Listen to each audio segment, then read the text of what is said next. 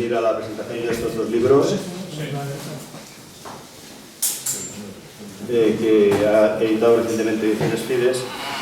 Y bueno, van a presentarlo dos de las personas que más conocen en España el pensamiento de Alexander Dugin, Enrique Refollo y Juan Antonio Aguilar.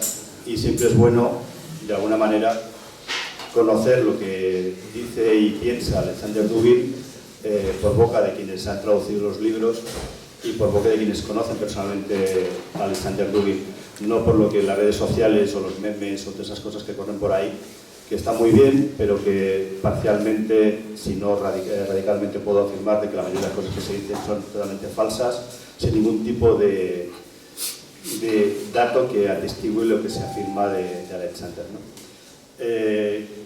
Una de las cosas que me toca comentar hoy es el tema de la colección geopolítica, que como sabéis hace ya algunos años está editando Ediciones Fides y que dirige Enrique Refollo.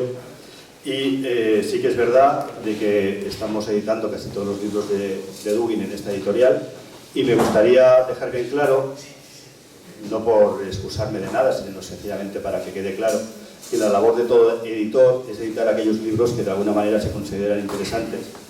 Y los libros de Alexander Dugin para mí sí que son interesantes y por eso se editan. No quiere decir eso que la editorial, o en este caso el editor, vaya a compartir el 100% todo lo que dice ese autor. Y creo que la Ediciones Fides ha dejado bien claro, con los más de 300 libros editados, que la variedad de los libros que edita dejan constancia de esa diversidad que hay en la editorial, ¿no? Muchos de esos autores son totalmente distintos y distantes entre sí, y podemos encontrar infinidad de libros y autores diferentes, y eso no implica que si editas un libro falangista sea el editor falangista, o si editas un libro sobre Alain de Benoist estés defendiendo la nueva derecha. Sencillamente lo que se hace es editar aquellos libros que consideramos interesantes por uno u otro motivo. Dicho esto, que parece que me esté excusando por editar libros de Alexander Dugin, quiero decir lo siguiente. Alexander Dugin es mi amigo desde el año 94, que lo invité por primera vez a venir a Barcelona a participar en un acto. Las 4 últimas veces que ha estado siempre ha sido invitado por Ediciones de la República y por Ediciones Fides, de lo cual me siento súper orgulloso, y me siento orgulloso de contar con su amistad. Algo que lo digo claramente y bien alto, y que siempre voy a defender a los amigos y a los camaradas, esté de acuerdo o no al 100% de lo que pueda decir en este o en aquel momento Alexander Dugin. Dicho eso, también quiero decir que hace un año, por estas fechas, yo me encontraba en Moscú, precisamente con él, con su hija, con otras personas vinculadas a la cuarta teoría política. Vuelvo a repetir que eso no significa que yo comparta todo lo que dice la cuarta teoría política, pero sí que estoy súper orgulloso de haber sido invitado por Alexander, de participar en una serie de actos en Moscú y de haber conocido a su hija. Y siento muchísimo la pérdida de su hija. Y me da muchísimo asco, que quede muy claro eso, me da totalmente asco aquellos que se han reído de esa muerte y de cómo su padre veía esa muerte. Me parece despreciable, porque en este conflicto que hay ahora mismo se podrá estar a favor de unos o de otros, pero el respeto debería de estar por encima de los demás. Yo nunca me he reído de la muerte de ninguno de los combatientes, sea de un lado o de otro, ni lo voy a hacer, sea cual sea la posición que pueda tener uno en su posición más íntima y personal.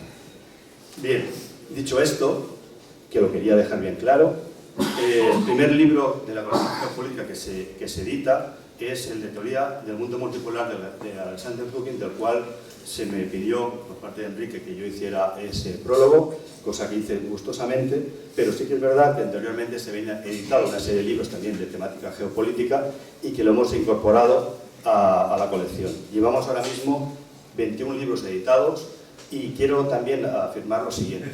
Hay quien opina que hoy la geopolítica no tiene ningún sentido, que son las élites económicas de todos los países aquellas que dirigen los designios de los países. En parte es así, verdad, pero esta guerra está demostrando perfectamente de que la geopolítica sí es real y vigente, y lo tenemos muy claro con lo que está pasando ahora mismo en Ucrania, con lo que está pasando en Taiwán con China, etcétera, etcétera. Estamos, algunos de nosotros, al menos en mi caso, defendiendo, al igual que Alexander Dugin, una postura multipolar en contra del mundo unipolar que hemos tenido desde la caída del muro de Berlín y de la caída de la Unión Soviética. Y en ese sentido es por lo que considero, como editor de los libros de Dugin, básicamente su importancia a la hora de editarlos. Y ya no me enrollo más, ni digo nada más, y paso la palabra a Juan Antonio Oliva. Muchas gracias.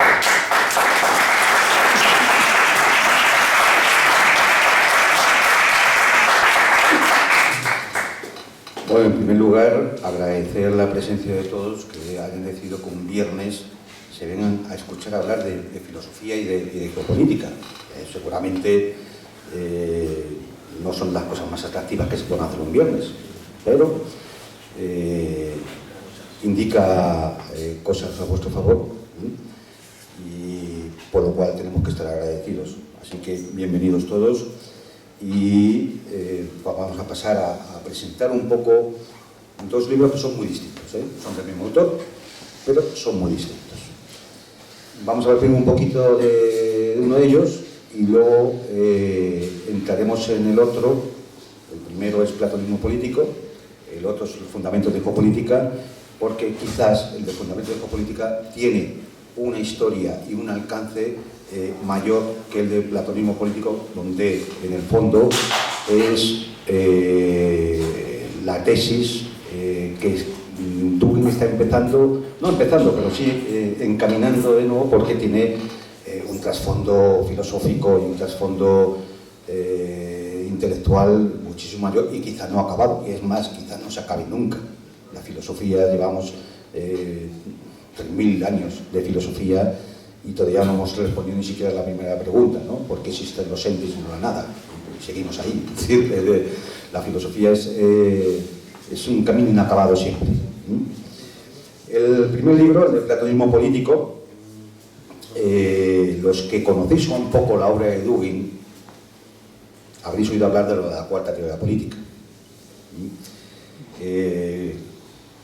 Alexander Dugin hace un análisis de las ideologías políticas en presencia a lo largo del siglo XIX-XX, y él dice: ha habido tres que han hecho su aparición histórica, es decir, el liberalismo, el socialismo-comunismo y el fascismo, o los nacionalismos, como los queramos llamar, ¿no? Dos de ellos históricamente se les ha dado por muertos o superados. Es decir, el fascismo porque acaba siendo derrotado en una guerra mundial, el socialismo porque acaba colapsando por una traición de sus élites, que son los que hunden realmente el proyecto soviético, y queda entonces como ideología triunfante el liberalismo. Ese liberalismo que hoy es el que inunda todas las formas políticas en el mundo entero, sean de una forma más estricta o menos, sean de una forma más amplia, en el sentido de que abarque más aspectos de la vida social o que abarque menos.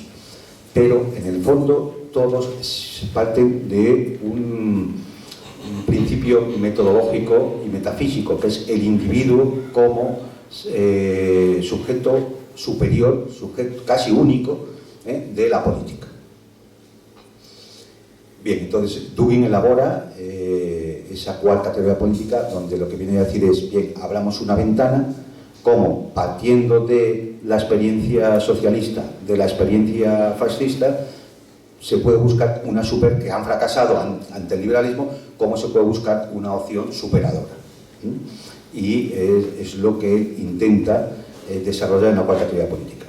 Pero si vemos, esto es una propuesta horizontal, es decir, parte del liberalismo para llegar a ese afán de superación por la cuarta teoría política.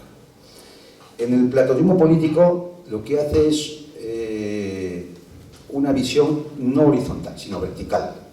Es decir, cómo, ante el sentido de lo sagrado, que está arriba, la unidad, y el mundo de lo múltiple, lo que experimentamos a diario en nuestra vida social, política, cultural, etcétera, etcétera, puede haber un hilo de continuidad, y entonces se plantea el tema de la filosofía política, o la filosofía de la política. Y de esto va un poco este libro de Platonismo político. Viene a iniciar un debate con una pregunta. si la democracia, la filosofía es, al final, la política al final es filosofía vivida. El tema fundamental de la política actual es la pregunta por la democracia. ¿Es posible la democracia? ¿Es posible una vía política basada en los valores que ahora mismo son dominantes? ¿Es la democracia una respuesta? Bien, ante esta pregunta hay varias respuestas, o hay muchas respuestas, pero una cosa es fundamental. Si la democracia se ha convertido en un dogma, entonces no hay debate posible. Es decir, deja de haber libertad para debatir. Entonces hay que hacerse la pregunta. Si la democracia no es un dogma, podemos discutir y debatir sobre ello. Y debatir si efectivamente esa democracia, gobierno del pueblo, tiene que regirse por los cánones por los cuales se ha regido dentro del liberalismo. Dugin hace un ejercicio a partir de los diálogos de Platón, el Parménides, y él dice, vale, si admitimos que existe la unidad, si existe lo sagrado, entonces podemos imaginar una politeia, una política basada en la tradición, que viene de lo sagrado. Pero si lo que hacemos, enfocamos en lo múltiple, no en la unidad, sino en lo múltiple, en los múltiples entes políticos, sociales que encontramos en la realidad presente, entonces el propio Platón, en ese diálogo con Parménides, establece 4 hipótesis, ¿no? Y dan lugar a 4 tipos de democracia. Desde aquella quinta hipótesis de Parménides, en la que dice que, bueno, puede que la unidad no exista, pero vamos a actuar como si existiera, como si los demás pudiéramos llegar a esa unidad. Bien, esa vía, efectivamente, nos puede conducir a un tipo de democracia socialista. Es decir, no sabemos si ya existe o no existe la unidad, lo sagrado, pero vamos a actuar como si fuera así. En las siguientes hipótesis de Platón, en el Parménides, vemos que hay una clara degeneración de esa tesis, ¿no? Es decir, vale, pero ¿y si la unidad no existe y los múltiples tampoco actuamos conforme si existiera? Y entonces, sucesivamente, hasta la octava hipótesis, que solo tenéis en el libro, hay una clara decadencia, en la cual al final lo que existe es el individuo puro con su propiedad. Y todo lo demás importa. No hay sociedad, solamente el individuo. Es quizás la fase más, entrecomillada, avanzada que tenemos en la democracia actual. Entonces, vale, pues Dugin dice, esto es una doctrina falsa. No puede decir, no va a funcionar. No ya es que uno no crea en la democracia, no, es que no va a funcionar. Porque al final todo va hacia un individuo que realmente está aislado de la realidad. Es decir, aislado de la comunidad, que no tiene enlace ni conexión con nada, ni con la cultura, ni con su tradición, ni con su nación, ni con su identidad. Entonces se llega al atomismo, es decir, una especie de atomismo político absoluto, donde el individuo es un átomo absolutamente separado, como una especie de gas caótico, donde bueno, pues se salva en función de que consiga un estatus de propiedad, de propietario, más alto que el de los otros. Es decir, en este sentido, siempre será más demócrata, en el ámbito que estamos hablando, siempre será más demócrata el más rico, el más explotador. ¿Por qué? Porque consigue efectivamente desarrollar su propia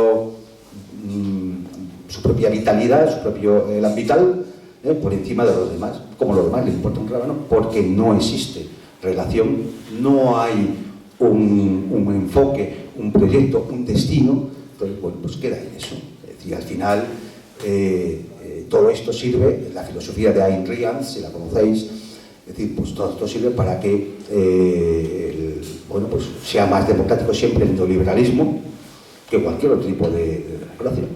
Claro, pues, es decir, que deja más sentido al individuo. Finalmente, para no enrollarnos mucho más con esto, porque es filosofía, es una lectura más difícil, es una lectura muy interesante para aquellos que efectivamente busquen alternativas a la realidad presente. Pues eso, tener un poco en cuenta que si la cuarta teoría política iba en un sentido horizontal, de buscar, abriendo puertas a una posible alternativa a las ideas políticas dominantes en los siglos XIX y XX, esto es un eje vertical en el cual intenta, desde el punto de vista de alguien que está en la realidad presente, decir, bueno, cómo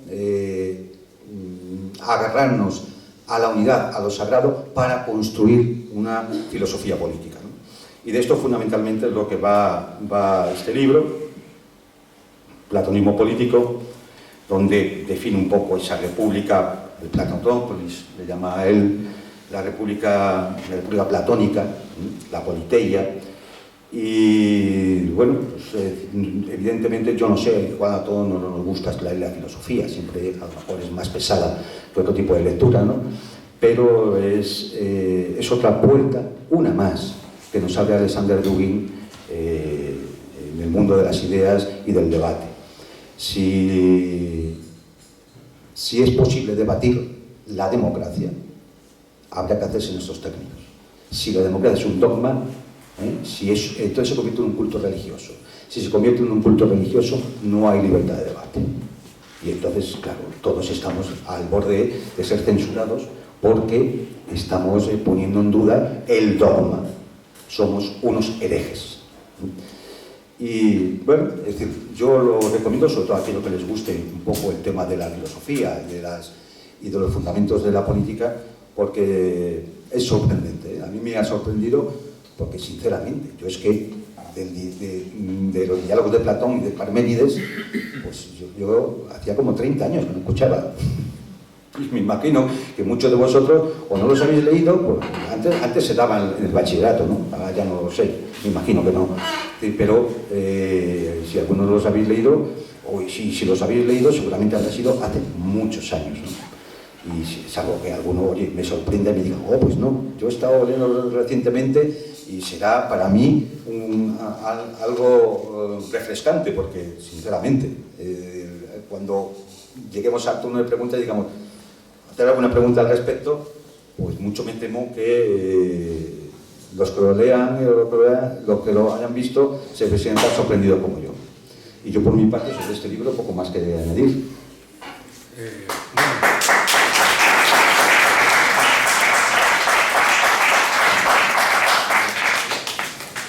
Bueno, yo añadiría el tema de la nomaquía o nomagía, que es un concepto que presenta Alexander Dugin. Bueno, aquí se presenta poco, en otros libros de la colección, especialmente en el segundo de nomagía que sacamos, ahí se explica al detalle y es de hecho muy interesante. Nomagía se lo traduce de Dugin del griego como las guerras de la mente, y lo que señala es que en el mundo hay tres logos, tres maneras de ver el mundo, tres cosmovisiones: la de Apolo, la de Cibeles y la de Dionisio. La de Apolo es la patriarcal, la luminosa, la vertical. El mundo de la tradición, ¿no? Sí.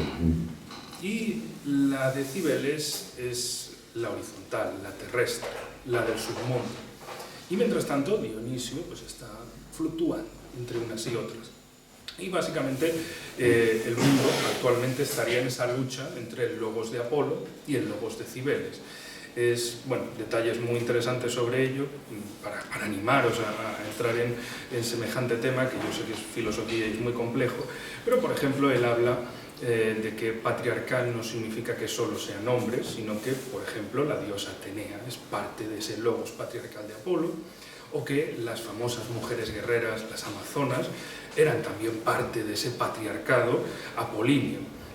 Mientras que, por otro lado, los sacerdotes de Cibeles, si eran hombres castrados. Y eso es muy interesante en la actualidad, cuando lo estaba traduciendo decía, pero si estos son el típico aliado feminista, el típico seguidor de Cibeles, el típico hombre castrado. Pero bueno, por lo menos me ha servido año y pico para traducir este libro y decir, bueno, pues esta filosofía requiere... Pero claro, tened en cuenta que la obra de Dugin son 26 tomos. Nosotros lo redujimos a 1. para que se entiendan todas las bases de la nomagía, que yo os invito a leer más en profundidad de ello. Y ahora, la presentación y agradecimiento por estar aquí un viernes a estas horas para escuchar sobre estos temas. Os agradezco a todos que hayáis venido. Bueno, el libro de Fundamentos de Geopolítica, sí es verdad que es un libro de 1997, que podéis pensar, bueno, ya hace 25 años de eso, seguro que ha cambiado mucho, sí, y de hecho han cambiado muchas cosas y tenemos publicaciones más recientes de Alexander Dugin, pero es su libro, digamos, el que le hizo famoso, el que le hizo relevante en Rusia y fuera de Rusia. Y también el año de 1997 es muy interesante para darnos cuenta de cómo estaba Rusia entonces y de qué motivó la creación de esta obra, que tiene dos partes, como su título indica, Fundamentos de Geopolítica, y por otro lado el futuro geopolítico de Rusia, es decir, por un lado hablar de la geopolítica desde la escuela clásica, digamos desde el origen hasta 1945, y la posterior, la de la Guerra Fría hasta el año 97 en su caso, y después tratar sobre Rusia. ¿Por qué? Porque primero pone el marco teórico y luego el marco práctico. Vale, sabemos todo esto de geopolítica y ahora, para nosotros, ¿esto de qué sirve? Y con esto me gustaría utilizarlo para introducción, para que también los que queréis comprar la obra y leerla a fondo, pensar exactamente lo mismo. Lees la primera parte, Fundamentos de Geopolítica, y luego, ¿y el futuro geopolítico de España?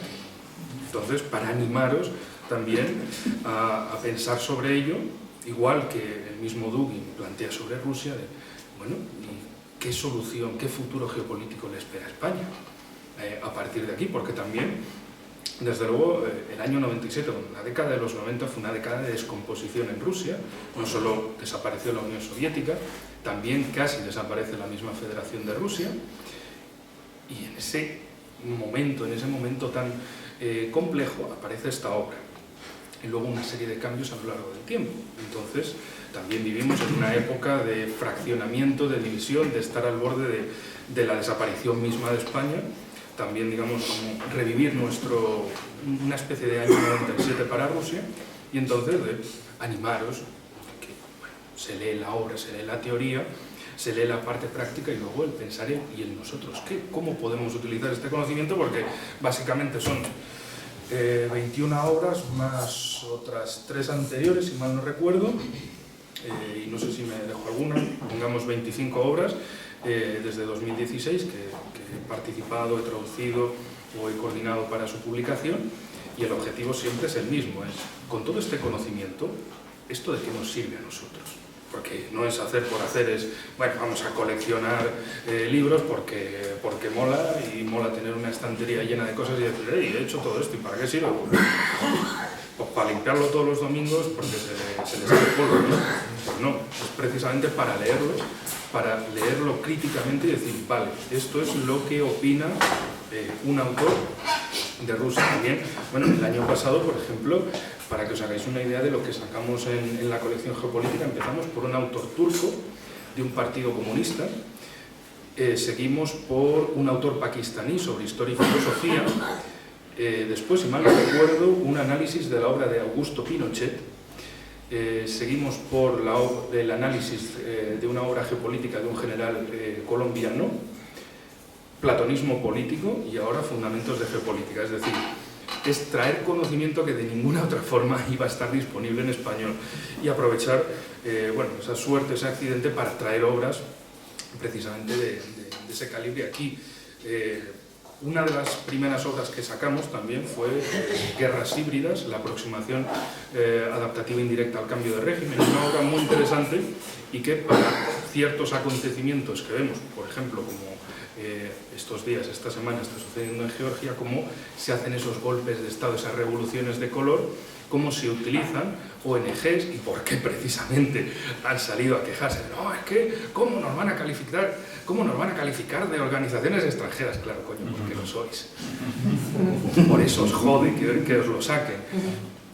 Por que tampoco me invento nada. Esto precisamente a lo largo del último año, desde que en Hungría, por ejemplo, volvió a ganar las elecciones el partido de Viktor Orbán y él revalidó en la dirección de Hungría, lo que hemos visto ha sido una presión constante desde Estados Unidos y desde la OTAN de chico, no nos gustas.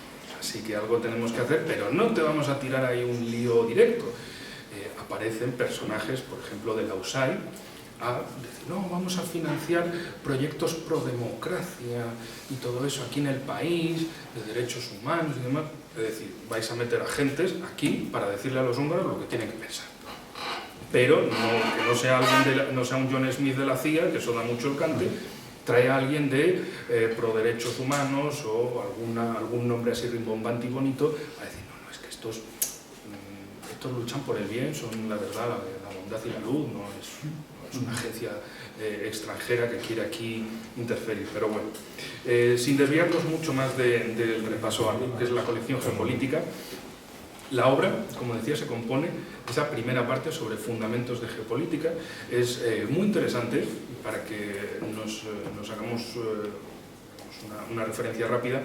Hay dos grandes escuelas geopolíticas en un principio, una es la alemana y otra es la anglosajona, es decir, una es la alemana de Alemania, que luego tiene su repercusión, digamos, en el mundo circundante. De hecho, el concepto mismo de geopolítica no viene de Alemania, viene de Suecia, de Rudolf Helen, pero digamos, es un tipo muy germanista, que veía a Alemania como ese centro de una unidad europea, de una potencia terrestre continental europea, mientras que por el lado anglosajón lo veían simplemente como, bueno, el continente es una amenaza, especialmente todo lo que venga desde el corazón de la Tierra, desde el Herland, según el término de Mackinder, y eso situaba el objetivo en Rusia. De hecho, lo mismo cambió, además Unión Soviética, pues el objetivo sigue siendo el mismo. Y luego, Federación de Rusia, pero el objetivo sigue siendo el mismo. De hecho, esa misma idea se ha revalidado con otros autores del ámbito anglosajón, como Spykman y como Brzezinski. Y siempre el objetivo es lo mismo, hay que cercar al corazón de la Tierra, al Herland, y destruirlo. Si no lo puedes destruir directamente, entonces siembra toda su frontera de conflictos, lo que se llamó en la época de Brzezinski el Shatterbelt, o el cinturón de fracturas. Por eso vemos una serie de conflictos, tanto en Europa, en Oriente Medio, en el sur de Asia, en el sudeste asiático y en Asia-Pacífico, intentando bloquear al corazón de la Tierra, que ahora representaría más bien a Rusia y China. Y Estados Unidos ha sustituido al Imperio Británico, pero siempre manteniendo esa lucha, esa dupla entre la potencia de la tierra y la potencia del mar. Y eso es algo absolutamente inamovible en esa lucha geopolítica global.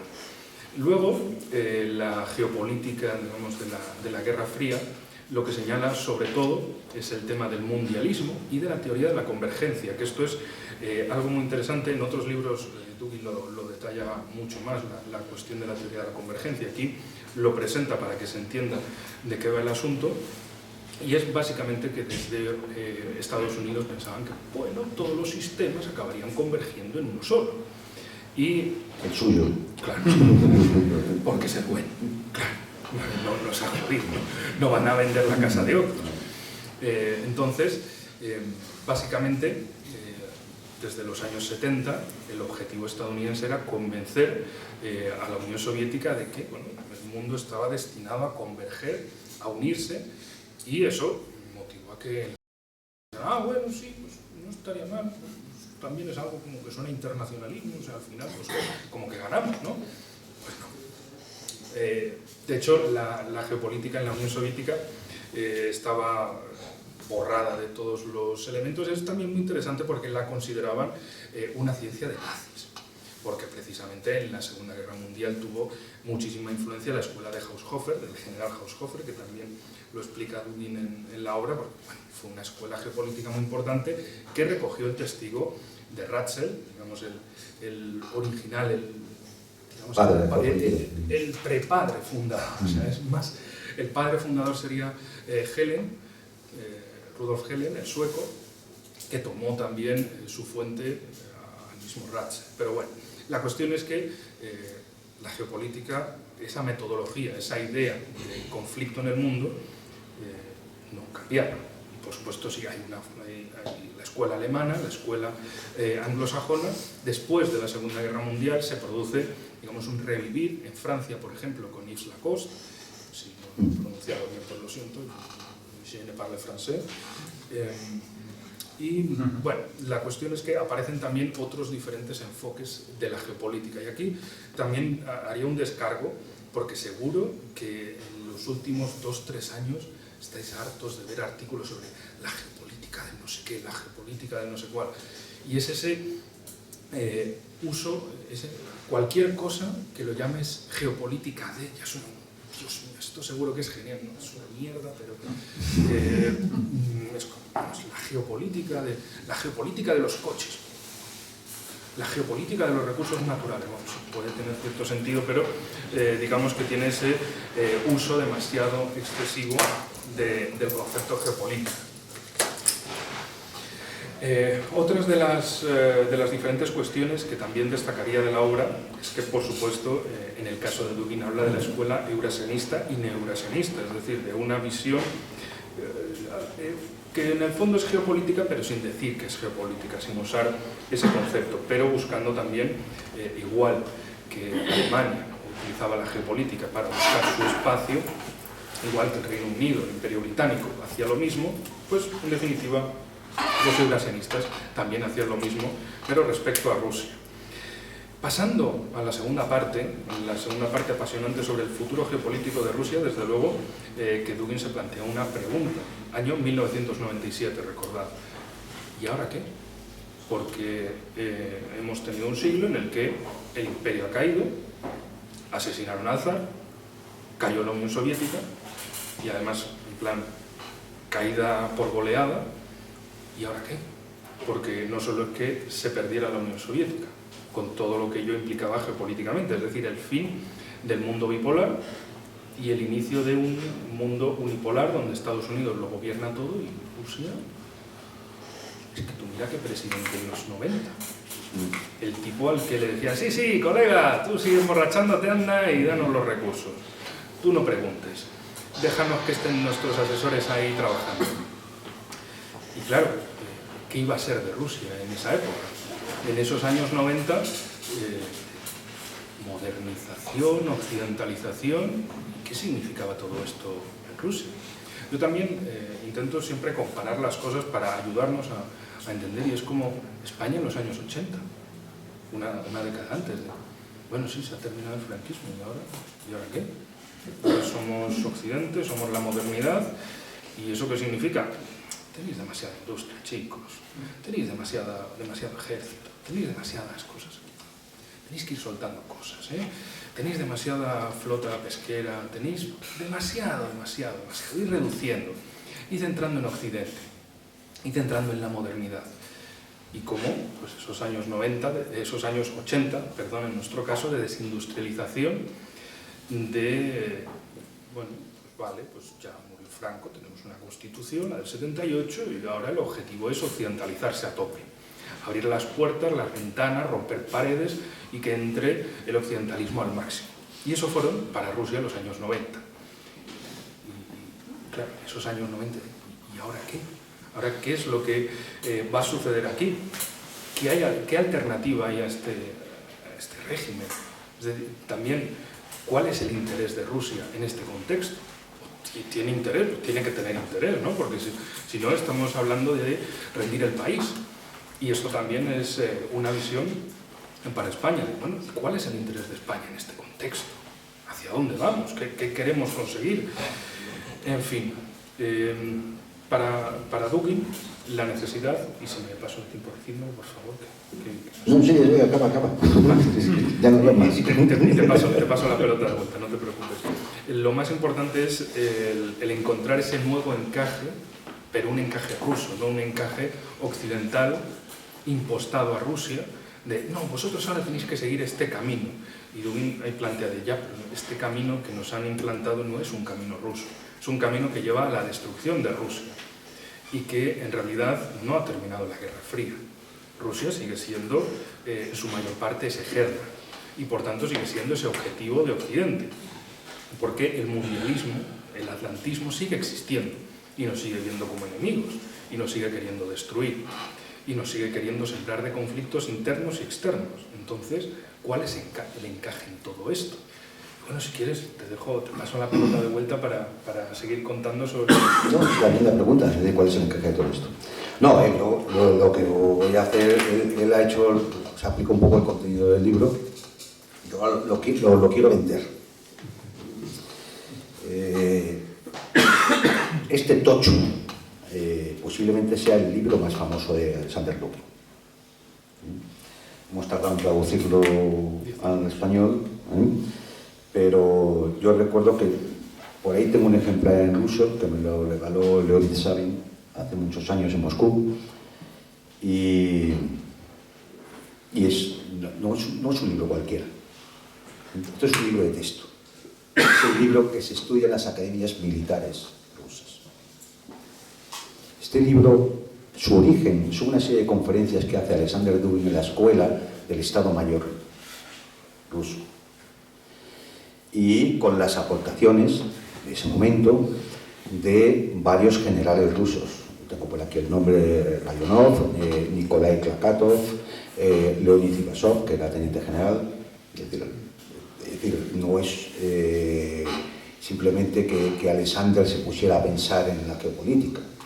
Es decir, es un libro que está, digamos, de alguna forma revisado, aprobado por los catedráticos, una forma de llamarlo así, los catedráticos de las escuelas de Estado Mayor ruso. Es un libro de geopolítica, es un manual de geopolítica. Y cuando se habla de geopolítica, y como dice Enrique, todos estos artículos que salen todos los días, ¿no? Geopolítica del cangrejo, ¿no? y cosas así, salen en la prensa y demás. Es decir, lo primero que demuestran casi todos los que escriben sobre ello es que de geopolítica saben muy poco. Porque la geopolítica, que es una ciencia social, que es una ciencia que tiene sus leyes, que tiene su metodología, que tiene su forma de analizar, que tiene sus categorías científicas, no es algo que cualquier junta letras, cualquier plumífero, de cualquier medio, pueda ponerse a escribir y pensar que está haciendo un gran análisis. La geopolítica es como otras disciplinas, como las ciencias físicas, o como la geografía, o como la química, o como la medicina. Hay que estudiarla.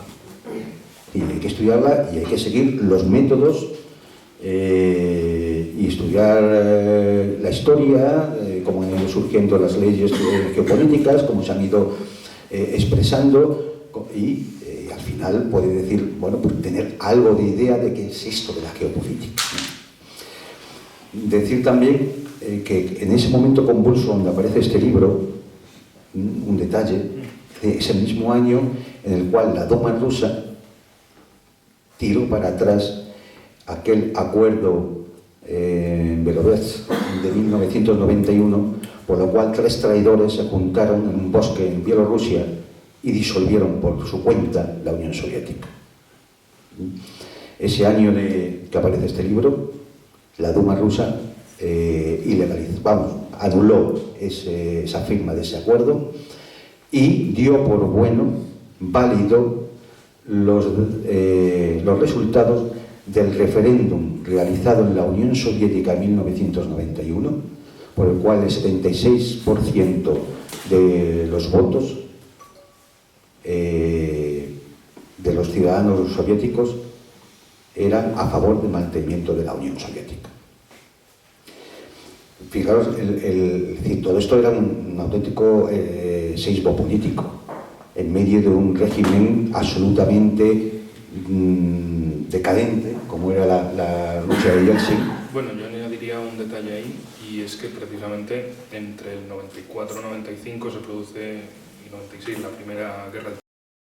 Sí. Y el año 96 como un año ahí de tregua relativamente en calma, del ni sí ni no, simplemente ha quedado la situación, no ha quedado resuelta, pero simplemente, digamos, la fase de operaciones militares de unos y otros ha quedado parada. Y claro, es ese momento de no saber hacia dónde va a ir el país, porque también es ese momento, esos años especialmente, en el que desde Occidente le sugerían a Boris Yeltsin Bueno, pues si disolvisteis la Unión Soviética, podéis disolver la Federación de Rusia, porque bueno, total, hay ahí territorios que se llaman repúblicas, que vienen de las repúblicas autónomas socialistas soviéticas, pues chicos, dadles la independencia, ¿no? Y a la mierda Rusia. Porque, bueno, si lo hicisteis en el 91 podéis volver a hacerlo, ¿no?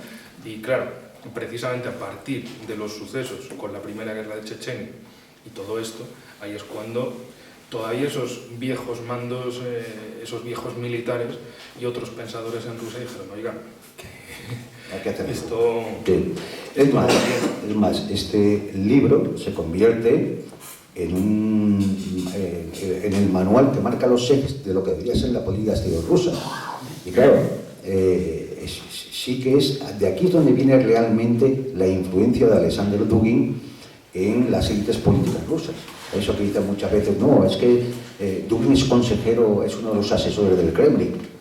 No, pero no porque él se pase por las noches por los pasillos del Kremlin asesorando unos y a otros. Es porque durante 20 años los expertos y los altos cargos de la inteligencia, del ejército y del alto funcionario ruso han estudiado con este libro. Esto es lo que da influencia. Entonces, cuando llega al Kremlin un Nikolai Patrushev, pues claro que esto lo conoce y al menos tiene algo con lo que marcar el futuro político de la política rusa hacia el exterior. Es decir, ¿cuál es nuestro papel en el mundo? Eso que todavía no hemos resuelto en España. ¿Cuál es nuestro papel? Ese papel está aquí, cuando se habla del futuro geopolítico de Rusia. Sí quería decir alguna palabra más respecto al tema de la geopolítica como ciencia, porque hemos dicho que ahora se ha puesto como un poco de moda, ¿no? Sobre todo a partir del conflicto en Ucrania, antes también ya con el de Siria, ahora todo el mundo empieza a hablar de geopolítica. Pero hay que decir, y es verdad, que durante décadas, sobre todo desde la Segunda Guerra Mundial, desde el final de la Segunda Guerra Mundial, la geopolítica se había considerado una especie de pseudociencia que lo que venía era a justificar el imperialismo, el expansionismo de algunos países. Era el caso de Alemania, ¿no? Es decir, con Haushofer, con la escuela de Haushofer, y etcétera, etcétera. Y por eso muchos científicos sociales se negaban a incluir la geopolítica dentro de las ciencias sociales. No se estudiaba en la universidad, no se estudiaba en la academia. Realmente, durante años y años y años, la geopolítica solo se ha estudiado en las academias militares. Aquí en España, en las academias militares. Y poco. Bueno, haciendo un inciso ahí, para que conozcan también de España, el que introdujo la geopolítica en España fue el doctor Vicens Vives, que a lo mejor esos apellidos os suenan a muchos, con las obras de 1940 y de 1950, y ahí es cuando se introduce la geopolítica en España, pero parece ser que cayó en saco bastante roto, porque bueno, como otras cuestiones, pues escribió esos dos libros y ya está. Y parece ser que después no ha habido una continuidad de una escuela geopolítica española y también un descargo. En el caso anglosajón, de hecho, se resistieron a utilizar el término geopolítica porque para ellos les era más fino lo de geografía política, porque era precisamente lo que habían venido haciendo del siglo XIX. La diferencia entre geopolítica y geografía política es que la geopolítica, bien del ámbito de las ciencias políticas, entiende al Estado como un ser vivo y, sobre todo, ofrece explicaciones. Mientras que la geografía política simplemente describe lo que existe y viene de la geografía misma. Entonces, claro, para los anglosajones no querían abandonar ese concepto que habían manejado tanto de geografía política, porque, claro, geopolítica venía de Suecia y luego había sido usado en Alemania. No, pero incluso antes, incluso antes, es decir, Jan Mackinder, por ejemplo, no le dejan entrar en la academia. Estamos hablando de la Guerra Mundial. Es decir, los científicos sociales siempre tenían una especie de rechazo a esto que parece que lo que viene es a justificar el imperialismo, ¿no? Es decir, pero ojo. Mackinder no era cualquiera, no, pero es que miembro del Parlamento. Claro, no, pero es que es decir, lo que oficialmente ante la academia en la universidad no se permitía, luego dentro de los canales de poder del Estado sí se utilizaba. Es decir, Mackinder era quien elabora y desarrolla y diseña la política exterior británica. Es decir, es una contradicción, pero claro, ¿qué ocurría? Pues que, lógicamente... No te olvides de un caso. Él estuvo como delegado británico apoyando al ejército blanco en la guerra civil rusa. Sí, y lo que él recomendaba no era cualquiera. es que el Reino Unido fomentase la división. Daba igual quién ganase, si los blancos, los rojos, los azules, los verdes, los morados, los que fueran. Pero lo más importante es que le sacaran a Rusia 3 piezas: Bielorrusia, Ucrania y Transcaucasia. Eso era el objetivo esencial. ¿Por qué? Porque tenían que separar a Rusia de Europa, como fuera. Pero el tema era... En primer lugar, de Alemania. Pero el tema era... Y luego, por otro lado, de Oriente Medio. Pero por centrarnos, el tema era que sí, la geopolítica no es una ciencia, es una pseudociencia, es una cosa a ver, pero realmente, es decir, eso cara afuera, porque realmente sí que se seguían las directrices geopolíticas internamente a la hora de elaborar las políticas exteriores. Es decir, ¿qué es lo que ocurría en el fondo? Pues que la geopolítica, quien sabe aplicar su metodología de análisis, que la geopolítica deja en evidencia las relaciones de poder internacionales. Y si de alguna forma ha regresado la geopolítica, ha sido precisamente porque, uno, fracaso unipolar, el momento en que empiezan a aparecer potencias emergentes que se enfrentan a los Estados Unidos, vuelve la geopolítica, empieza a tomar de nuevo importancia. Y también porque nos hemos dado cuenta que la mayor parte de las ciencias sociales se ven impotentes de explicar la realidad. Entonces, por ejemplo, podéis coger cualquier conflicto de los que ha habido en Europa o en Oriente Medio en los últimos 20 años, y claro, es más fácil para el científico social, para el comunicador, decir que se está luchando por la democracia, por acabar con una dictadura, por evitar la proliferación de las armas de destrucción masiva, etcétera, o la lucha contra el terrorismo yihadista. Es más fácil eso que decir, no, lo que es una lucha geopolítica, por el control de determinadas zonas.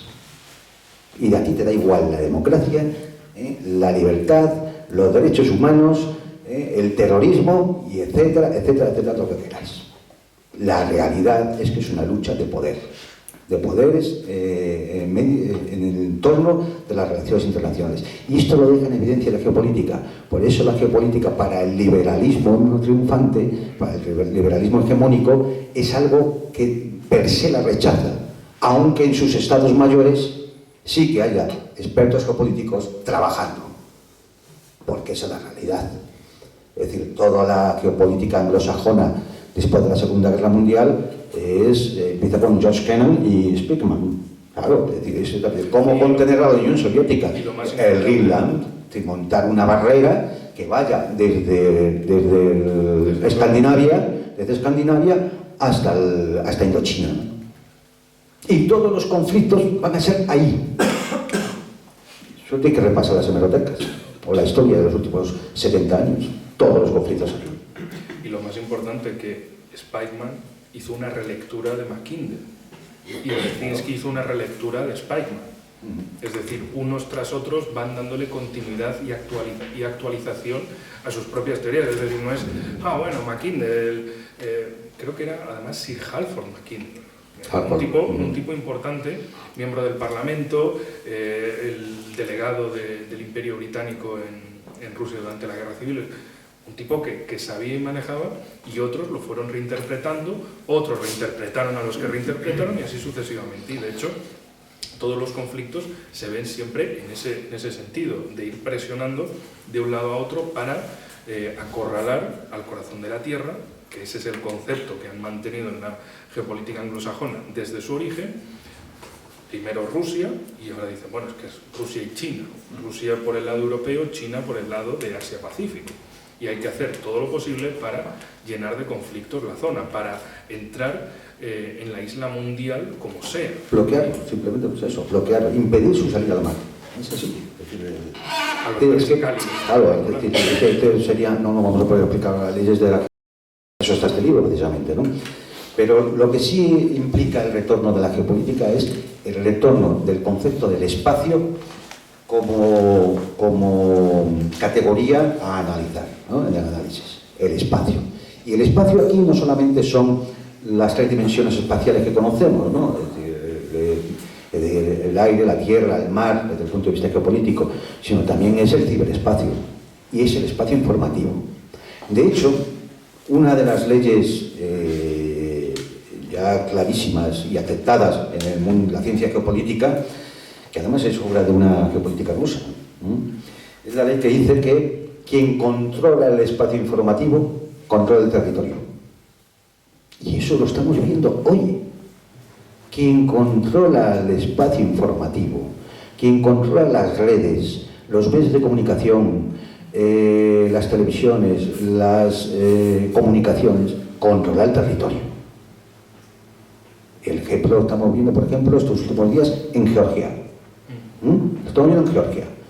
Es decir, esos disturbios que está habiendo, etcétera, etcétera.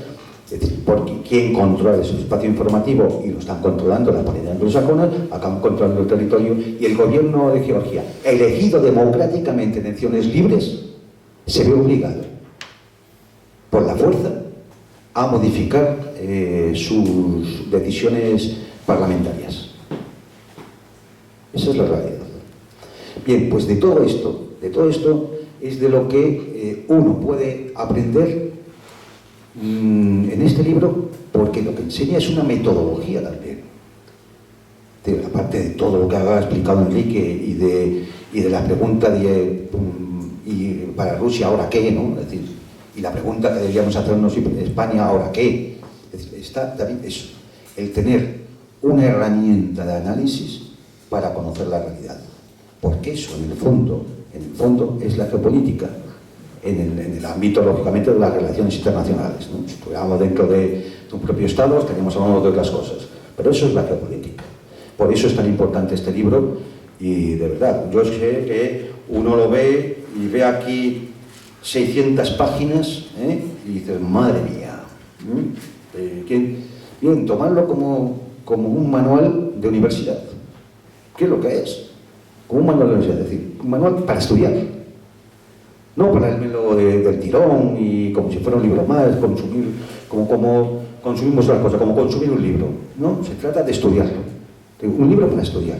Un libro que no tiene por qué leerse en una semana, ni en 15 días. Es un libro para tenerlo ahí, y estudiar y ver si algo de lo que ocurre a nuestro alrededor, el libro nos puede ayudar a encontrar una explicación. Y yo creo que es quizás lo más grandioso de este libro, que ya digo, para lo que es la colección en sí, es un hito, porque posiblemente, fijaros que en Rusia, a partir de este libro, todo el mundo empezó a criticar la geopolítica, porque como en la época soviética, claro, la geopolítica sonaba a Haushofer y a los alemanes, entonces pues no tenía muy buena fama, a pesar de que había geopolíticos. De hecho, cita aquí Dugin algunos, pero como disciplina sospechosa, ¿no? Había ocurrido lo que había ocurrido en la Segunda Guerra Mundial, etcétera, etcétera. Entonces era una disciplina sospechosa. También, lógicamente, muy impulsado por la propaganda occidental. No, la geopolítica fuera, pero Brzezinski, Spigman, y todo, Kennan y todo lo demás sí que trabajaban para el Pentágono. Es decir, la geopolítica era mala para los demás, no para ellos. Entonces, bueno, pues yo creo que muy recomendable como libro de verdad de cabecera, como libro para tener ahí, no libro para poner en la biblioteca, sino para tenerlo encima de la mesa. Yo no sé si yo solamente quería decir un detalle del libro para algún sector político en concreto, y es que hay unos capítulos que están dedicados, por ejemplo, a Jean Thiriart, para aquel que no lo conozca. Creo que es un personaje muy importante y amigo también de Dugin. Uno de los últimos actos que hizo Thiriart fue precisamente en Moscú, en varias reuniones que tuvo allí en Moscú. Otro capítulo está dedicado a la Nueva Derecha y a Alain de Lenoir, y otro capítulo, por ejemplo, está dedicado a Carlo Terracciano, un gran geopolítico italiano, amigo también de algunos o conocido de algunos de nosotros, ¿no? Lo digo también porque, como bien ha dicho Juan Antonio, este libro ha sido un libro manual para las academias militares rusas. Y en esas academias he estado pues, leyendo y estudiando a Thiriart, a Carlos Terracciano y a Alain de Benoist. Y eso creo que también es importante para reconocer un poquito este libro, ¿no? Y como ejemplo de geopolítica práctica, hoy tenemos una noticia muy interesante. Cómo China ha conseguido que Irán y Arabia Saudí hagan las paces. Hoy. Es decir, ¿por qué esto a Estados Unidos le resulta una patada en el culo? Porque precisamente estos dos países están en ese Rimland, en esa zona donde ellos pretenden hacer los conflictos para separar al corazón de la Tierra del resto del mundo. Sí, pero claro, que estos dos países de repente se lleven bien significa que la capacidad de Estados Unidos para manipular la situación y las guerras en Oriente Medio va a disminuir, claro, porque dos actores regionales muy importantes, como son Irán, sobre todo por la parte del mundo chií y persa, y Arabia Saudí por el lado del mundo árabe y también musulmán, ya no están del lado de Estados Unidos, es decir, la instrumentalización de estos países, pues como que no. Y por otro lado también está Turquía, como parte del mundo islámico, pero túrquico, que cada vez está más alejada de Estados Unidos. La tercera pata del Banco Musulmán. Claro, y la tercera pata del Triángulo de Oriente Medio. Entonces, si esos grandes actores dejan de cumplir las órdenes de Estados Unidos pierde esa capacidad de influir, de hacer, por ejemplo, el plan Ginon, de dividir Oriente Medio, de hacer pequeñísimos países. Balcanizar, lo que han hecho siempre. Y eso es básicamente lo que quieren. No, pero esto, fíjate, hay una anécdota, porque hace unos meses tuve una intervención en Hispan TV. Hispan TV, como sabéis, es una emisora iraní. Y pues salió a relucir, que se trataba de hablar de Arabia Saudita, y yo recuerdo efectivamente que hablando del futuro, simplemente por aplicación de la metodología de análisis de la geopolítica, dice, no queda más remedio. Si quieren sobrevivir como potencias regionales, Arabia Saudita, Irán, que ponerse de acuerdo. Porque si no, las potencias anglosajonas los van a destrozar. Los van a destrozar. A unos y a otros. Por supuesto, a mí me cae muchísimo más simpático, me siento muchísimo más cercano de Irán que de Arabia Saudita. Pero entiendo que en esa zona del mundo, con tres posibles potencias regionales que se están en competencia, porque es normal desde el punto de vista geopolítico, como es Turquía, Arabia Saudita y Irán, es decir, la única forma de sobrevivir a futuro en un mundo multipolar es que empiecen a ponerse de acuerdo. Luego tendrán sus más y sus menos y habrá que limar muchas cosas, porque sabemos la historia que ha habido en las últimas décadas. Pero nunca da más remedio. Si no, lo que ocurrirá será que se acabarán troceando Irán, acabarán troceando Arabia Saudita, acabarán troceando Siria y acabará expandiéndose Israel, que es lo que quieren de siempre las potencias anglosajonas. Es decir, simplemente, pues, en el análisis político, lo que hoy ha ocurrido era algo que se podía deducir de las propias leyes del espacio, que son lo que trata la geopolítica, el espacio. Sí que, bueno, definitivamente bien traído porque ha ocurrido hoy mismo y lo hemos comentado antes comiendo, ¿no? Bueno, también ha ocurrido hoy otra cosa interesante y es una reunión entre Israel y Azerbaiyán, en Bakú. ¿Se te oye? Sí, se me oye. Ha habido hoy también una reunión entre representantes israelíes y azeríes en Bakú. ¿Por qué esto es tan importante? Porque Israel, como ese proxy anglosajón en la zona, lo que quiere es utilizar a cualquier enemigo de sus enemigos, como haría que decir, por ejemplo, un día se comen Nagorno-Karabaj, Artsaj, y que ya reclamen parte de Armenia, del centro y del sur de Armenia directamente, pero utilizarlos a ese nacionalismo etno-religioso azerí contra Irán, que es el gran objetivo aquí en la cuestión, porque dicen, hay dos regiones en Irán que se llaman Azerbaiyán, entonces reclamadlas, chicos, a por ellos. Claro, los iraníes te dicen, no, a ver, aquí hay dos regiones que se llaman Azerbaiyán y hay un país que también se llama así. O sea, claro, cada uno lo ve a su manera, y lo que Israel quiere utilizar ahí es Azerbaiyán como proxy contra Irán, o a grupos kurdos contra Irán, O el caso que de momento les ha salido mal es el Afganistán post-agosto del 21. Sí, o grupos kurdos contra Irak, o grupos kurdos contra Siria, o grupos kurdos contra Turquía. Y eso básicamente Claro. se explica por geopolítica, por sembrar conflictos en el Rimland. O los conflictos en Pakistán, que han sido claramente geopolíticos, contra el anterior primer ministro, por su posicionamiento en favor de China, y de Rusia y de...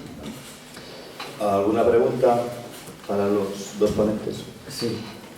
Bueno, tres también con usted, una cada uno. Respecto de usted, lo que ha mencionado de Alexander Dugin y su hija, el atentado iba contra él, contra ella, y cómo le ha afectado a Alexander Dugin la muerte de su hija. Eso le pregunto a usted respecto al libro de Platonismo político. Platón, en la República, establece un sistema político basado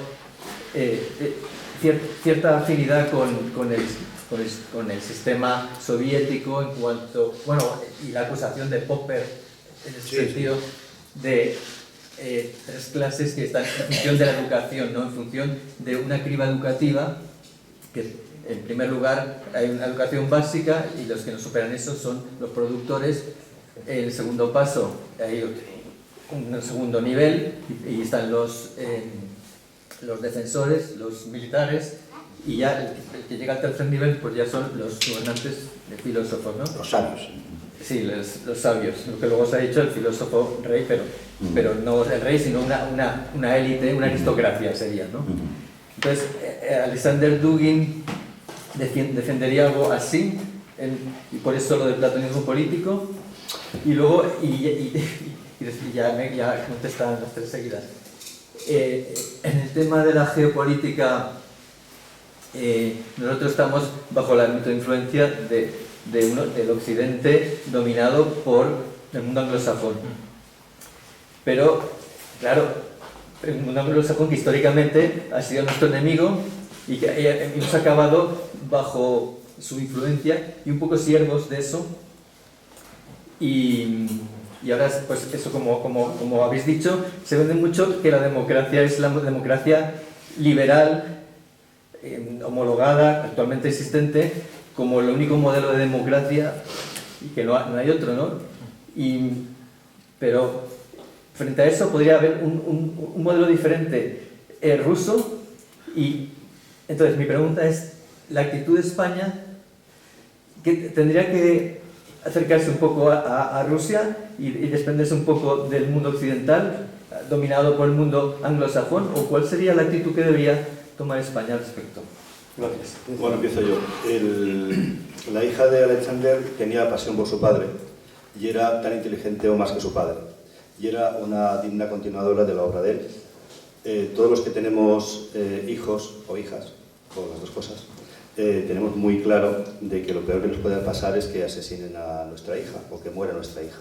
Si además el vehículo donde estaba colocada ese explosivo era el tuyo y lo cedes en el último momento a tu hija para tú seguir conversando con otra persona en otro vehículo, y esa bomba que va dirigida hacia ti, ves cómo explota y ves cómo muere tu hija quemándose en ese explosivo, y lo ves horrorizado como se está quemando ese vehículo sin poder hacer nada, pues cualquiera de nosotros estaríamos totalmente destrozados como padres, sobre todo, y porque te sientes culpable de esa muerte, ¿no? Habrías puesto tu cuerpo allí en vez de tu hija, y además sabiendo que tu hija podía seguir perfectamente tu obra.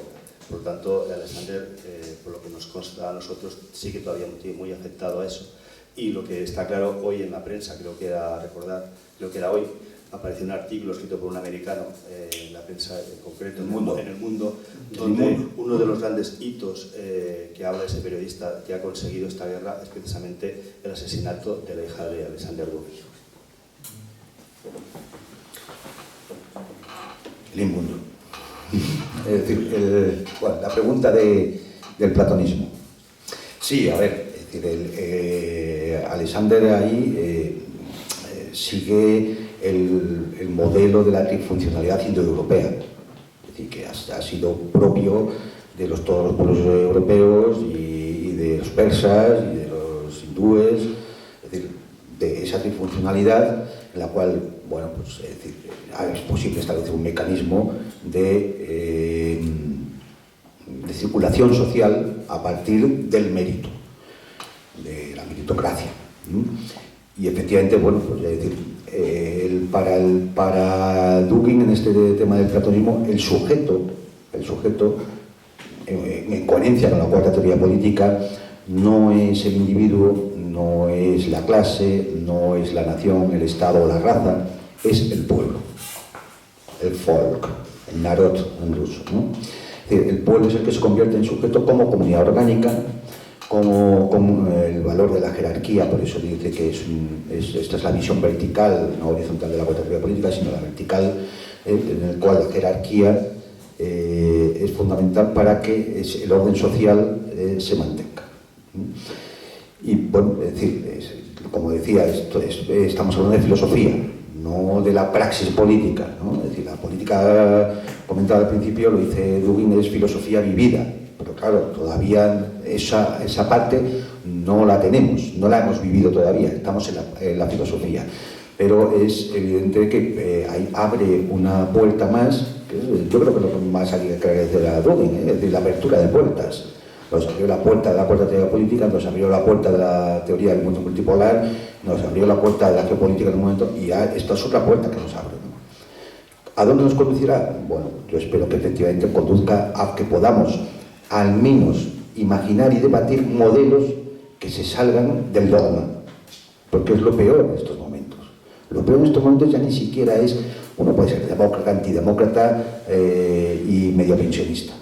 El problema es que si no entras en el marco que ellos establecen, te sales del dogma, entonces Dios, que ha sido apartado y sustituido por el gran inquisidor vaya por ti. Porque, es decir, la democracia aquí se ha convertido en una especie de totalitarismo dulce, donde no te puedes salir del marco. Entonces, en ese sentido, sí, yo creo que efectivamente propone algo de ese tipo. Y de hecho, incluso se empieza a hablar bastante, hay artículos al respecto, y algunos hemos publicado sobre el tema del socialismo ortodoxo, es decir, la convergencia o confluencia de la posibilidad de la existencia de una idea ortodoxa, desde el punto de vista religioso, ortodoxa de la existencia, en la cual también haya una posibilidad de traer el reino de los cielos a la tierra, es decir, de crear un sistema justo. Sí, en ese sentido hay claro, pero es que esto es un universo que se abre y que necesitará la elaboración, que mucho lo hará Alexander, y yo creo que mucho tenemos que hacer también los demás, porque sí que es verdad que tiene que estar adaptado a las identidades propias de cada pueblo, civilización, cultura y demás, que lógicamente hay diferencias sustanciales de religión, de cultura, de historia, ¿no? Y por otro lado, lo que sí marca a Dugin es que la figura final de esa propuesta tendrá que ser el imperio como aquello que agrupa una misión sagrada, es decir, la misión imperial de todos los imperios universales. Esto, es decir, por ahí, incluso en España, se ha hecho un buen trabajo respecto al tema de los imperios universales, la dialéctica de imperios, ¿no? Una identidad y un espacio.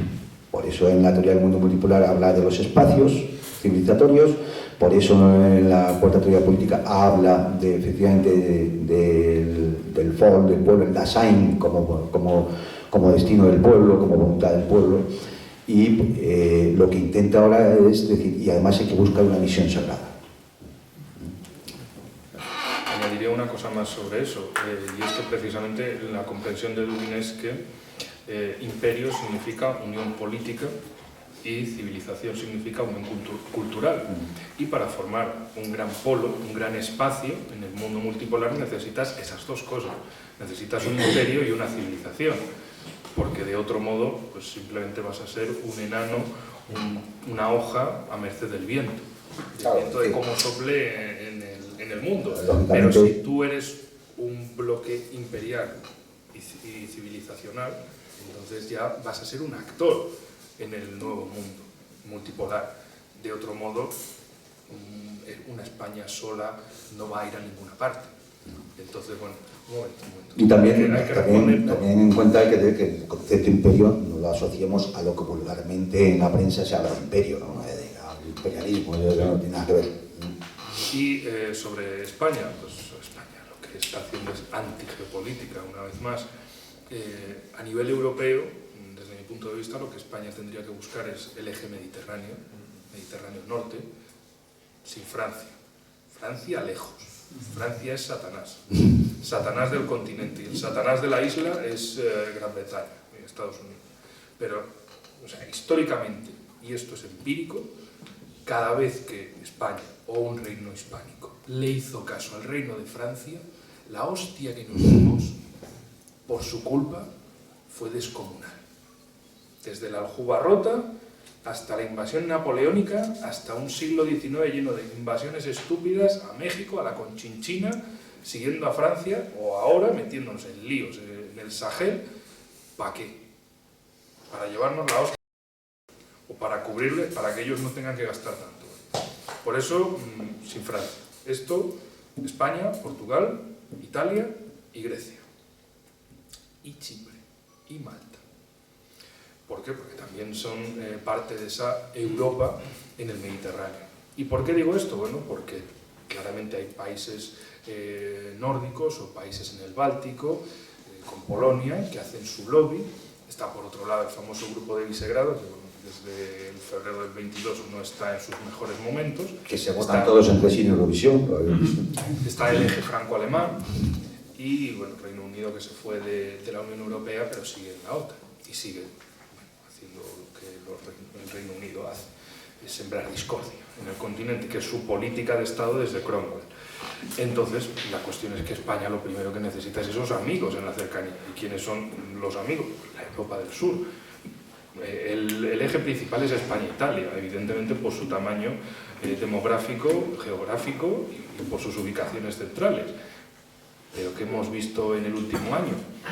Al payaso Anacleto del ministro de Exteriores, que yo os juro que cuando lo vi, este es el presidente, es el nuevo ministro de... es Anacleto. O sea, mira un cómic de Anacleto, es el mismo personaje. ¿Qué hostia nos va a caer? No, Milhouse es el otro. Pero yo dije, no, es que nos va a caer una hostia, nos van a llover manos de hostias en el mundo internacional por culpa de este. Es que parece tonto, es que es peor todavía. O sea, llegar a Bruselas y decir, no, es que no queremos relaciones con Argelia porque es un proxy ruso y no queremos saber nada de Rusia. Y Argelia, yalla, vale. Y de repente Italia, amigo, yo te quiero mucho, venite conmigo a Roma, vamos a hacer negocios. Y de repente, ¿cómo? O sea, nos hemos cagado en Argelia porque son amigos de Rusia y llegan los italianos y dicen, amigo, ven conmigo. Eso es lo que no tiene ni idea de geopolítica. Pero ¿y esto qué es? Para el mismo, El caso también de la antigeopolítica con Marruecos, claro.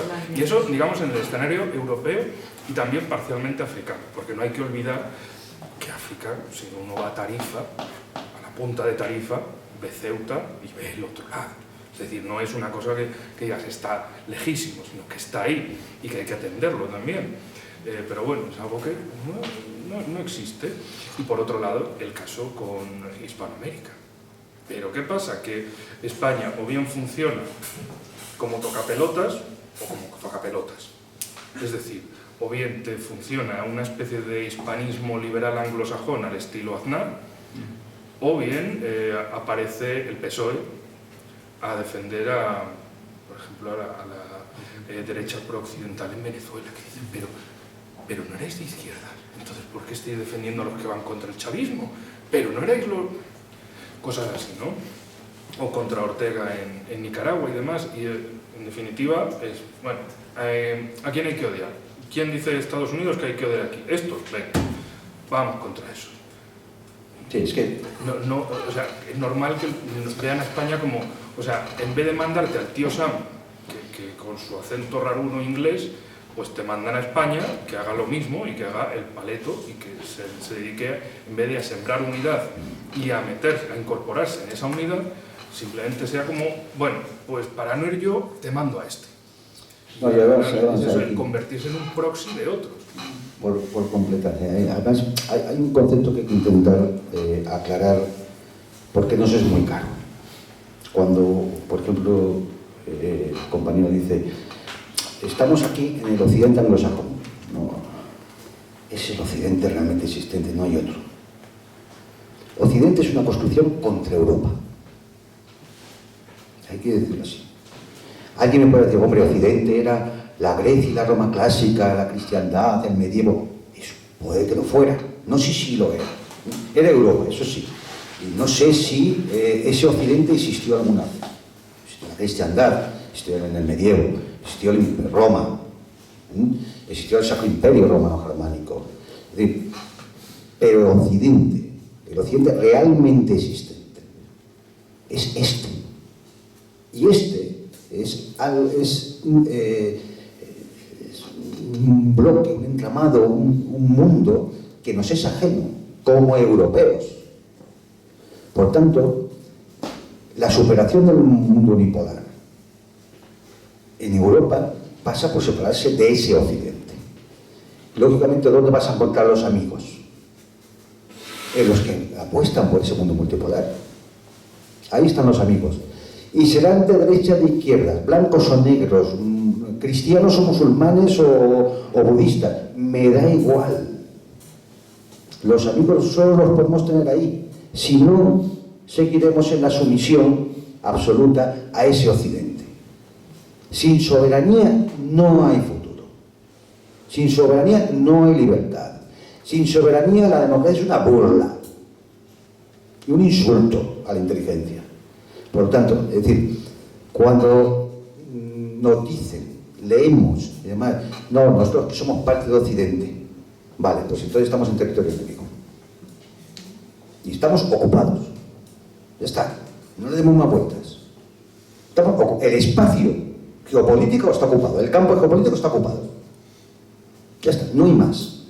Yo lo siento porque muchas veces en nuestra propia formación está, no, somos occidentales. Pero los occidente es esto, Esto es Occidente. No, otra cosa, no es Platón, ni Aristóteles, no es Beethoven, ni Wagner, ni Shostakovich. Occidente es esto. Entonces, que esté con esto, vale, muy bien, que se declare occidental. Yo, como europeo, no puedo estar con esto. Y por lo tanto, tengo claro dónde tengo que buscar los amigos. Muy claro. Eso es importante que sí lo tengamos claro, porque es que con el término Occidente nos llevan de roncal, así, a donde quieren. Nos ponen una argolla aquí, y ala, venga, tú como eres occidental, ala. Y nos llevan como ovejas. Y además nos llevan como ovejas al matadero. Bueno, y lo que dicen de que somos parte de la alianza, somos parte de la unión y todo. Eso es todo lo mismo. Siguiente pregunta, por favor, que si no, no... Y España lleva política independiente que encima al bienestar de España y pueblo español. Y además, en general, son países independientes y si tienen algunas fuerzas políticas que pueden un poco arreglar eso. A ver, si te he entendido bien la pregunta, pues que ¿España tiene soberanía? Sí, es independiente. No es independiente, no tiene soberanía. Como no tiene soberanía, no es independiente. Como no es independiente, no hay libertad de decisión. Si no hay libertad de decisión, ni hay democracia, ni hay posibilidad de ella. Ni hay posibilidad de ella. Por tanto, bueno, pues territorio ocupado, punto, ya está. No nos hagamos más películas. España es un territorio ocupado. ¿Por quién? Por las potencias occidentales. ¿Quién es el hegemónico en las potencias occidentales? Los Estados Unidos de América. Ya está, se acabó la discusión. Otra pregunta. Sí, pero siguiente, ¿y hay fuerzas políticas aquí en España que pueden cambiar? ¿Fuerzas políticas con representación y masa suficiente? No. No hay. Lo siento mucho porque posiblemente alguno, pues yo qué sé, estará afiliado al PSOE, al PP, a Vox o a quien sea. No. Y la prueba de ello se ve cuando en una cuestión, no se ve en las políticas nacionales, no se ve en el tema del salario mínimo interprofesional o en la ley del sí o solo sí es sí más sí, no se ve ahí. Se ve cuando en algún tema que toca la soberanía del Estado, vemos a todos sumisos, y con la argolla del roncal. Ahí es donde se ve. Y ahí no es una cuestión de ideología, ahí es la cuestión de si somos un pueblo digno o somos un pueblo ocupado y sumiso. Ya está, no hay más. No nos hagamos más películas, no nos dejemos enredar en cuestiones de programas políticos, de circunstancias coyunturales, es que fíjate, el 5,5% de la inflación, da igual, si cuando teníamos un 1 también éramos sumisos. Y si llegamos al 15 de inflación, seguiremos igual de sumisos. O sea, no, da lo mismo. O sea, precisamente por eso es la cuestión de la geopolítica. Porque una de las categorías que nos dice si efectivamente tenemos posibilidad de actuar en el campo geopolítico es la soberanía nacional. Si no hay soberanía nacional, fuera, se acabó. Lo único que se deduce de ahí que si no existe es que hay que iniciar una lucha de liberación nacional. Ya está, pero al nivel de como lo están haciendo los de Mali. Hombre, que nos han derrotado, hay que decirlo. Mali, 4 negros desarrapados con cabras, han derrotado a las fuerzas de la OTAN, conformadas por españoles, franceses, alemanes y holandeses, en su territorio. Punto. Esta es la realidad que no nos van a dar lógicamente. No, ha sido los Wagner, ha sido Rusia. Ha sido los Wagner de Rusia, claro. Pues, lo cual todavía está casi más lamentable. Que vayan, solamente ya que vayan 200 Wagner y ya derroten a toda la OTAN en el Mali, en el Sahel, va a decir, pero bueno, ¿esto qué es? Si no me funciona y de Burgos. Claro, entonces, bien, es decir, tú mismo puedes contestar la pregunta, te la haces a ti mismo y te dices, ¿somos un país soberano? No, pues ya está. Ya está. Hungría lo es, ¿no?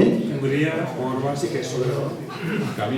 Ahora va a ser, Hungría tiene rasgo de soberanía, pero lógicamente es como Serbia, lógicamente está donde está. ¿Y cuánto va a poder resistir?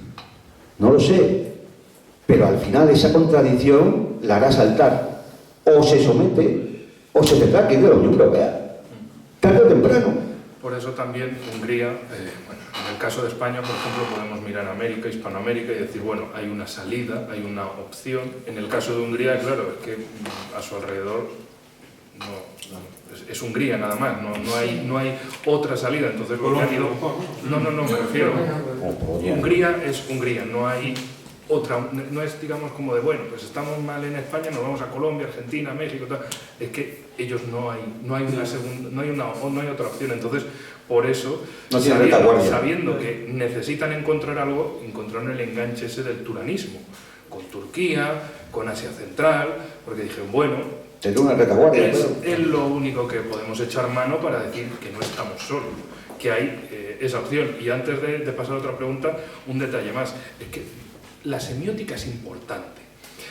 Como decía, al ministro de Exteriores, que esta hora yo lo vi la primera vez y dije, payaso, este es un payaso. Pero la que estaba antes, imaginaros cómo era la situación, 2021, aparecen las noticias en televisión española, que casi parece que la habían levantado un domingo por la mañana de la cama, medio en pijama, como, bueno, ¿y qué vamos a hacer en España contra Rusia y las sanciones y eso? Y la tía está ahí como de, joder, es que son las 12 de la mañana de un domingo y me habéis hecho levantar, cabrones. Pues no sé, pues sanciones, ¿no? O sea, sí, porque somos parte de la alianza. O sea, la tipa estaba ahí que no sabía ni qué hablar. Y dices, pero que eres la ministra de Exteriores de España, pero di algo. Que le digan, ya está. Al final era seguidismo, ¿no? O sea, si la alianza votaba en sanciones, pues nosotros también. Y eso te demuestra digamos, la voluntad por una soberanía en España.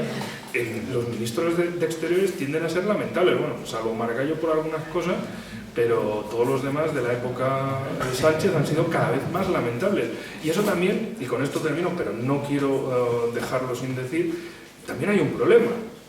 Y es que España, los españoles en general, están acostumbrados a esas trifulcas políticas, eso de qué ha dicho la ministra de no sé qué, qué ha dicho la secretaria de Estado de no sé qué, qué es la chorrada que se ha inventado, que los consoladores matan fascistas, joder, está loca esta tía y todo el mundo ahí, bla, bla, bla. Pero luego el mundo está pasando a nuestro alrededor y nadie se da cuenta. ¿Por qué? Porque estamos demasiado preocupados en estas chorradas. Lo primero que tienen que hacer todos los españoles es decir, bueno, meteros esas chorradas por donde os quepa. Y cuando a los políticos eso no les sirva para sembrar división en la sociedad, empezarán a hacer otras cosas. Pero por lo menos esas tonterías ya las dejarán de usar y que, sobre todo que la gente deje de consumir esas chorradas, que deje de llevarse, de arrastrarse por esas políticas y exigir también algo y de formarse por su cuenta. ¿Qué pasa? Que cuando uno se pone a hablar de política internacional en España es como que no te inventes países, coño, que eso no existe, que sí existe, mira, está aquí el mapa, mira, está aquí el conflicto. No, que te estás inventando que existe ese país. Y dice, bueno, pues, cuando uno se pone a hablar de cosas internacionales, pues es normal que en España, en un país que la propia clase política, la propia oligarquía política ha fomentado que la gente, primero, no conozca nada al exterior, que es algo así como decirle a un esclavo, no mires más allá de la cerca, tu mundo es aquí en el cercado, y en el cercado además os vamos a dar conflictos, para que estéis entretenidos, para que no os hagáis preguntas, y bueno, siempre haya ese conflicto. Vamos a hacer la última pregunta ya. Yusuf. Sí, habéis comentado antes. Espérate, no, estaba en instante. Bueno, pues venga, esas dos preguntas. Las dos y ya está.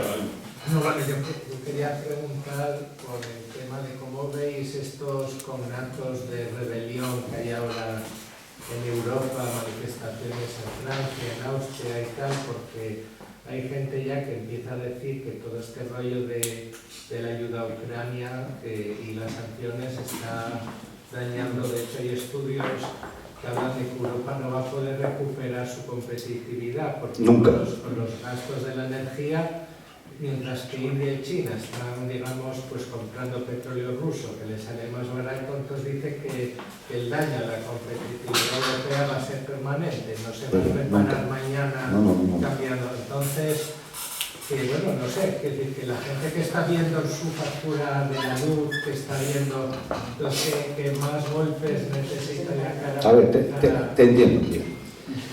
Espera, la siguiente pregunta ya... No, pero ya le contesto a él, ya la última de Raúl, ya... No era para tener las dos. Sí. No, las dos, pues Raúl, la tuya. Bueno, no es exactamente el tema, pero tiene mucha relación. Habéis comentado que, lógicamente, la geopolítica, incluso la cuarta teoría política de Dugin, es necesario adaptarla a los lugares, a los diferentes espacios civilizacionales, porque hay diferencias históricas, religiosas, culturales, etc. Y a mí me interesa extraordinariamente el tema del hispanismo como cuarta teoría política, porque me parece que es la aplicación más exacta y más interesante que puede haber de la obra de Dugin, al caso nuestro. Porque podemos estar muy simpatizar con Rusia en el conflicto con Ucrania, pero al final, ¿cómo se aplican las teorías de Dugin a nosotros? Y si queréis comentar un poquito, yo sé que es un tema muy amplio, pero bueno. Vale, pues una pregunta a ti. No, es Alsina. Yo no sé. Yo del tema que ha comentado, le contesto desde el principio. A ver, lógicamente, la gente está empezando a entrar en fase de revuelta. Pero fase de revuelta no es fase de revolución, fase de revuelta. Claro, va creciendo el descontento porque tú ves como todo sube, los medios de vida se degradan, la represión aumenta, la censura se hace normal, es decir, claro, todo esto va a provocar una contestación, pero la contestación no va a tener nunca un reflejo práctico en la realidad política si no hay una idea a la que ir, no hay una meta a la que llegar. Y entonces nos podemos tirar con años de protestas y de altercados y de revueltas sin que lleguemos a ningún sitio. Y yo es la parte que más temo, que acabe ocurriendo eso, porque efectivamente, a ver, la Europa desarrollada era así porque tenía dos cosas. Conocimiento, lo sigue teniendo, aunque los sistemas educativos han degradado tanto que el nivel de conocimiento ya podemos empezar a ponerlo en duda, Podemos empezar a ponerlo en duda. Todavía tenía una demografía aceptable. La demografía, lo que está viviendo Europa ya es un desierto demográfico, es una demografía en caída libre. Y lo tercero era que tú tenías materias primas, sobre todo la energía, que era barata. Eso permitía que un coche de BMW o de Volkswagen, en el cual en su factoría a los trabajadores se les pagaba un salario alto, pudiera competir, bueno, y además pagaban muchos impuestos las empresas, pudieran competir con los coches coreanos o con los coches chinos o con los de otros sitios donde ni tenían sueldos altos ni nada por el estilo. ¿Cómo podían competir? Porque tenían una cosa que les permitía competir, que era la energía barata. Era lo único que permitía competir. En el momento que la energía no esté barata, ¿qué ocurre? Pues que voy a comprar un coche coreano o chino, porque que me va a salir por la mitad. Por eso Volkswagen está pensando en irse a China. Por eso BMW está pensando en irse a los Estados Unidos. Por eso lo que han iniciado esta banda de traidores en Bruselas es la desindustrialización de Europa. Es decir, esta es la gran derrota. La gran derrota. Y claro, uno se puede imaginar en el Kremlin a todos estos que han estudiado en este libro diciendo, están locos. Están locos. No se están dando un tiro en el pie, se están dando un tiro en la sien. ¿Cómo vamos a volver a competir con salarios europeos, con impuestos europeos, con los beneficios sociales, todos los derechos en empresas, seguridad en el trabajo, es decir, ¿sabes? Toda la legislación que hay para todas estas cosas? Agenda 2030. Claro, ¿cómo vamos a competir con un coche coreano o chino o una factoría que pongan en Namibia? ¿Cómo vamos a competir?